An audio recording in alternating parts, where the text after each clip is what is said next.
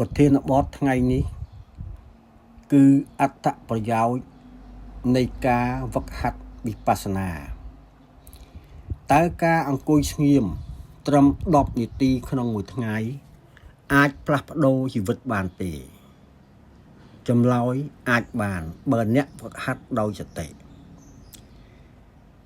វិបស្សនាមិនមែនជាការស្វែងរកអំណាចពិសេសឬអភូតហេតុនោះទេអត្ថប្រយោជន៍ទី1គឺជួយឲ្យយើងស្គាល់ចិត្តរបស់ខ្លួនឯងពេលកំហឹងឬទុក្ខកើតឡើងយើងដឹងថាវាកំពុងកើតឡើងអត្ថប្រយោជន៍ទី2គឺបង្កើនសតិយើងនិយាយធ្វើនិងសម្រេចចិត្តដោយប្រុងប្រយ័ត្នជាងមុនអត្ថប្រយោជន៍ទី3គឺជួយឲ្យចិត្តស្ងប់និងមានភាពអត់ធ្មត់ក្នុងការប្រឈមនឹងបញ្ហាជីវិតនៅក្នុងពុទ្ធសាសនាការវឹកហាត់នេះមានគោលបំណងដើម្បីអភិវឌ្ឍប្រាជ្ញាឲ្យឃើញអ្វីៗតាមសភាពពិតនិងបន្ថយការប្រកាន់ជាប់មិនមែនគ្រាន់តែដើម្បីឲ្យមានអារម្មណ៍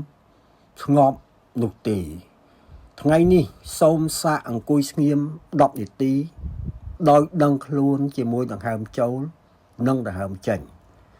បើអ្នកចង់រៀនវិបស្សនាជាបន្តសូមចុច follow ហើយជួបគ្នានៅថ្ងៃទី5អ្វីទៅជាសតិសូមអ្នកនរគ្នាមានសេចក្តីសុខនិងមាន